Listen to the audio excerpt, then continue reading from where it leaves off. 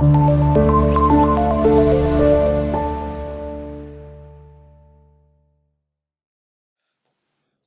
Student, तो हम move करते हैं नेक्स्ट क्वेश्चन आपके पास 5.4। इसमें आप स्टेटमेंट देखें। Block of would of mass 10 kg। एक वुडन ब्लॉक है जिसका मैस आपके पास कितना है जी, 10 kg हमने मेंशन कर दिया। उसके बाद नेक्स्ट देखिए, डेंसिटी ऑफ वुड जो आपके पास गिवन है वो है 600 किलोग्राम पर क्यूबिक मीटर। तो डेंसिटी ऑफ वुड को मैंने रो के नीचे वुड लिख दिया, ठीक है। यहाँ पर रो 1 रो 2 भी लिख सकते हैं, वो आपके ऊपर है कि जिस तरह से आपने डेंसिटी ऑफ वाटर और डेंसिटी ऑफ वुड को डिफरेंशिएट करना है, वो आपके ऊपर। तो यहाँ पे 600 है और डेंसिटी ऑफ वाटर आपको ये गिवन है, ठीक है। और नेक्स्ट आपके पास क्या कह रहे हैं कि आपने फाइंड आउट करना है कि जब आप इस floating in a water, water में फ्लोट कर रही है object block, calculate the beyond force acting on the block. आपने उसके ऊपर बियॉन्ड फोर्स जो एक्ट कर रही है वो फाइंड आउट करनी है, ठीक है। अब स्टूडेंट यहाँ पे आपने जो बियॉन्ड फोर्स की कैलकुलेशन है उसके लिए देखिएगा, यहाँ पे उसको मैंने एफ बी से लिख दिया। अब आपको पता है कि ये जो फोर्स कितनी लगेगी, ये इक्वल होगी यहाँ पे रो जी वी के इक्वल होगा, ठीक है। किसके इक्वल होगी? रो किसकी है? Density of water. जी यहाँ पे आपके पास कांस्टेंट है 9.8, आप यहाँ पे गिवन डाटा में भी मेंशन कर सकते हैं 9.8 मीटर पर स्क्वायर सेकेंड। और volume of submerged volume, submerged volume मतलब उस ब्लॉक का कितना वॉल्यूम वाटर में मर्ज्ड है, ठीक है। तो उसको आप सबमर्ज्ड वॉल्यूम का नाम देंगे। अब स्टूडेंट ये डेंसिटी ऑफ वाटर भी मेरे पास है, जी भी है, लेकिन ये वॉल्यूम नहीं है मेरे पास कि कितना वो सबमर्ज्ड उसका वॉल्यूम। अब इस वॉल्यूम को हम फाइंड करेंगे और इसके लिए हमें ये फार्मूला हम यूज़ करते हैं, ठीक है, कि कितना उसका वॉल्यूम उसमें वाटर में डिप है। तो आप ये कह सकते हैं कि ये वॉल्यूम ऑफ ब्लॉक मतलब उसका वॉल्यूम, ओरिजिनल वॉल्यूम कितना है उस ब्लॉक का, उसको हम density of would say multiply करेंगे, ठीक है। उस वुडन ब्लॉक की density of would say multiply करेंगे और डेंसिटी ऑफ वाटर से हम डिवाइड कर देंगे। तो स्टूडेंट ये वॉल्यूम, सबमर्ज्ड वॉल्यूम को फाइंड आउट करने का ये मेरे पास फार्मूला है। तो पहले आपने बियॉन्ड फोर्स का फार्मूला लिखा, फिर उसमें एक चीज़ अननोन थी, उसका मैंने फार्मूला यहाँ पे मेंशन किया, ठीक है। अब इसमें अगेन देखें तो मेरे पास फिर से वॉल्यूम ऑफ ब्लॉक मिसिंग है, ये फिर नहीं है, ठीक है। तो इसके लिए वॉल्यूम ऑफ ब्लॉक मैं निकाल सकता हूँ किससे? डेंसिटी के रिलेशन से। मुझे पता है डेंसिटी किसके इक्वल होती है जी, मैस पर यूनिट वॉल्यूम। तो अगर यहाँ से मैंने वॉल्यूम की बात करनी है तो इन दोनों को रिप्लेस कर देंगे, तो मैस ओवर डेंसिटी। तो ये आपके पास फार्मूला बन जाएगा। तो volume of block is equal to mass of that block divide by density of wood. तो अब स्टूडेंट जैसे ही मैस आपको पता है कितना है जी 10 kg और वुड की डेंसिटी कितनी है 600, इन दोनों को डिवाइड करेंगे तो इसका वॉल्यूम आ जाएगा जो कि मीटर क्यूब। आप इसका ऐसे यूनिट लिख लेंगे क्योंकि दोनों ऐसे यूनिट में है, ओके। अब स्टूडेंट ये जो वॉल्यूम ऑफ ब्लॉक आपके पास आ गया, इसको आपने अब इक्वेशन नंबर 2 में पुट करना है सबमर्ज्ड वॉल्यूम फाइंड आउट करने के लिए, क्योंकि वॉल्यूम आएगा तो बियॉन्ड फोर्स आएगी।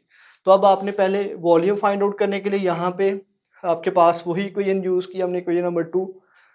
इसमें ब्लॉक का वॉल्यूम कितना आ गया जी, ये वैल्यू पुट कर दें यहाँ पे, ठीक है। डेंसिटी ऑफ वाटर कितनी है 600, डेंसिटी ऑफ वाटर कितनी होती है 1000। इनको आप कैलकुलेट करेंगे तो 0.01 मीटर क्यूब आपके पास वैल्यू आ जाएगी, ओके। अब स्टूडेंट ये वैल्यू सबमर्ज्ड वॉल्यूम हमारे पास आ गया। अब हम इक्वेशन नंबर 1 की तरफ मूव करेंगे। इक्वेशन नंबर 1 हमारे पास क्या थी? Density of water g and submerged volume. Density of water कितनी है आपके पास 1000, जी की वैल्यू कितनी होती है 9.8 और सबमर्ज्ड आपके पास जो वॉल्यूम आया है वो 0.1। इन तीनों को मल्टीप्लाई करेंगे तो 98 न्यूटन आपके पास बियॉन्ड फोर्स आ जाएगी, ठीक है। और ये आपने जो है ना यहाँ पे कैलकुलेट कर लेनी है, ठीक है। और अगर शॉर्ट क्वेश्चन यहाँ पे एमसीक्यूज के इक्वल आपके पास आता है, ये स्टेटमेंट शॉर्ट क्वेश्चन में आती है, तो आप उसकी कैलकुलेशन भी कर सकते हैं यहाँ पे किस तरह से। आप ये भी कह सकते हैं कि ये जो बियॉन्ड फोर्स है ये बेसिकली वेट के नहीं इक्वल होगी, और वेट किसके इक्वल होता है जी एम जी के। अब एम कितना है यहाँ पे 10 और जी कितना है जी 9.8। तो 9.8 इंटू 10, तो यहाँ से भी 98 न्यूटन ही आपके पास आंसर आएगा। अगर आप उस कॉन्सेप्ट को यूज़ करते हैं बियॉन्ड फोर्स को और वेट के कॉन्सेप्ट को यूज़ करते हैं तो यहाँ पे भी कैलकुलेशन 98 ही आएगी। लेकिन स्टूडेंट आपने जब लॉन्ग क्वेश्चन आता है तो ये सारी कैलकुलेशन आपने करनी है, ठीक है। इससे ये होगा कि आपके मार्क्स नहीं कटेंगे। यहाँ से आप ऑब्जेक्टिव के लिए अगर आता है तो ये आप डायरेक्ट अगर यहाँ से कर सकते हैं, इसको कैलकुलेट कर सकते हैं शॉर्ट क्वेश्चन के लिए कि बियॉन्ड फोर्स के इक्वल होगा वेट और weight is equal to 98 newton आपके पास आ जाएगा, ओके। तो ये आपके पास शॉर्ट कैलकुलेशन है इसकी, लेकिन यही मेथड आपने लॉन्ग के लिए फॉलो करना है। अब 5.5 की तरफ मूव करते हैं जी।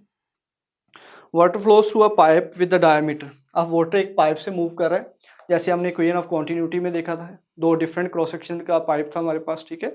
यूँ आपके पास आपने ये वैल्यूज़ देखी थी, इस तरह से आपके पास पाइप था, यूँ इसका दो डिफरेंट क्रॉस सेक्शनल एरिया उसकी थे पाइप के, ठीक है। और इसी तरह से आपने ये कैलकुलेशंस करनी है कि इनिशियल डायमीटर ऑफ पाइप, जिसको D1 आप कह दें, ये कितना है जी 0.05 मीटर। अब उसके बाद है, और इसमें से इस क्रॉस सेक्शन में से जो आपके पास वाटर मूव कर रहा है वो 2 मीटर पर सेकंड की वेलोसिटी से मूव कर रहा है, ओके। लेकिन जैसे ही इसका एरिया 0.05 से डायमीटर इसका चेंज होकर 0.03 हुआ है, तो फिर उसमें स्पीड कितनी होगी। तो आपने ये कहा था ना कि एरिया और जो वेलोसिटी का प्रोडक्ट होता है वो क्या रहता है, कांस्टेंट रहता है। तो वही इक्वेशन ऑफ कॉन्टिन्यूटी हम यहाँ पे यूज़ करेंगे, ठीक है। तो यहाँ पे हमने जब एरिया चेंज होगा तो हमने बेसिकली बताना है कि डायमीटर आपके पास बेसिकली चेंज होने से स्पीड के ऊपर क्या इफेक्ट होगा और वो स्पीड कितनी होगी। अब यहाँ पे आप देख सकते हैं कि according to equation of continuity क्या होती है, A1 V1 is equal to A2 V2। अब स्टूडेंट यहाँ पे आपके पास V1 और V2 तो गिवन डाटा में है, लेकिन A1 और A2 गिवन डाटा में नहीं है। तो फिर एरिया का फार्मूला क्या होता है आपके पास, पाई आर स्क्वायर, ठीक है। एरिया का फार्मूला क्या आ जाएगा, पाई आर स्क्वायर।